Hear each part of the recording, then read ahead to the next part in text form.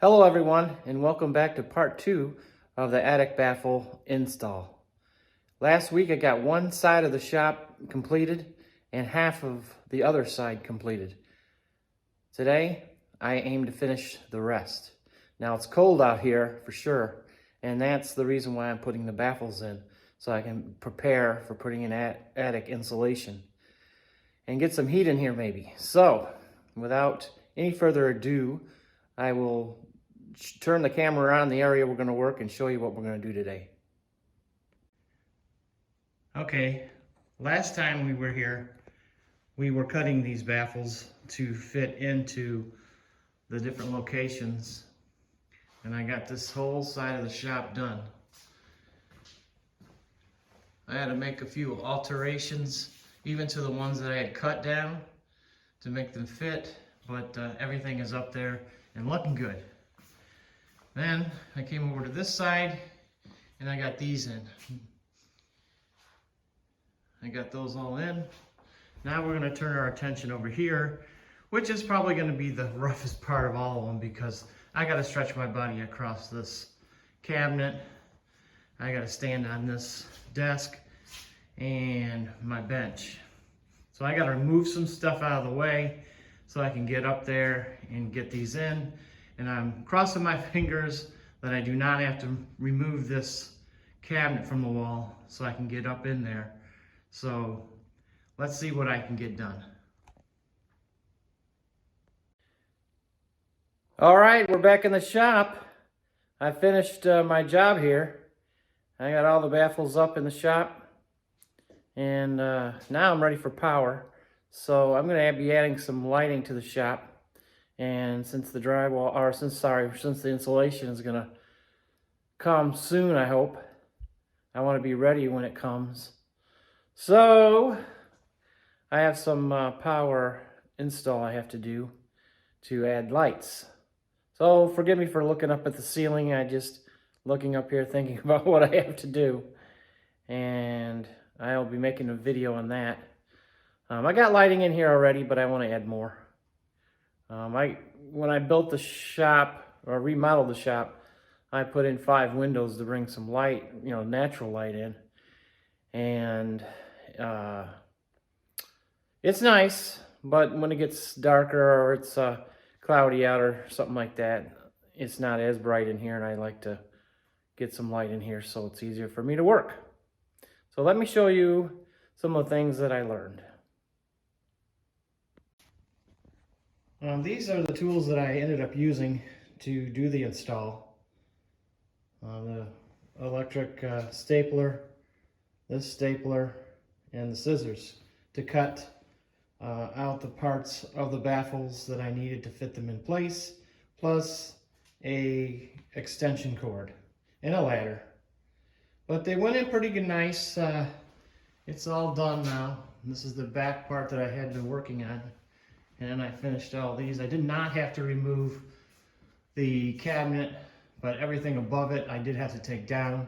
But I was able to stand up on my bench here, going across and fit them in there. Everything's really sturdy with a bench, and this is super sturdy. I ain't standing on that. It didn't even flex or anything. So real nice. So I'm all ready to go. One of the projects I'm going to be making a video of besides the electrical are these cabinets. I built them like these, so I need to build the drawer fronts. And I already got a package of the handles, the drawer pulls here. So I got that. So I need to pick up some plywood and 1/2-inch plywood for the drawer faces, and then some 3/4 to build the top. And then I'm going to build, I know you can't see them now, and actually these are the 2 roll-around toolboxes that I emptied, and all the contents is inside these cabinets now. And my goal is to get rid of these, and I am, and not have things on the floor. So after I get all the cabinetry done, then I'm going to put some trim all around, some baseboard trim all the way around all the cabinets. And maybe at some point I'll be able to seal the floor and put a coating, like an epoxy coating down.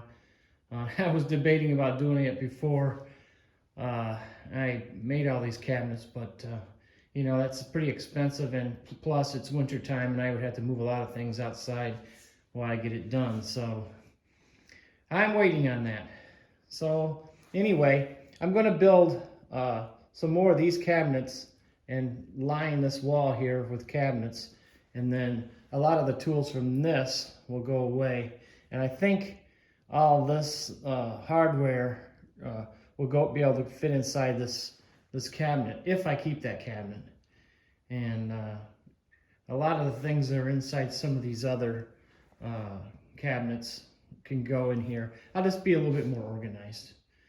And I'll have a place for my chop saw to go up here so it's off the floor. I'm trying to get everything off the floor so it's easier to clean and sweep. But it's an ongoing project, and that's fine. I like these projects. It's fun. So, like I said, my next steps are to put some, do some wiring up here so I can put more lighting in. Instead of having just rows of 2, I'm going to have rows of 3 lighting. And these lights here that I got, I'm going to replace them with these American Green lights. And they're really nice. They're I believe they're 500 Kelvin lights, so they're more like daylight. Really nice. So I'm going to replace the ones I have now with, I think I got to get another dozen of these lights, and they're not cheap. They're about $100 a piece. So I mean, maybe they're not that much. I think they run a lot of sales, so check them out, because a lot of times they have sales going on or deals, and you can pick them up for a little bit cheaper. These ones here, they're definitely worth $100 a piece. So I got $500 in just lighting right here, right here.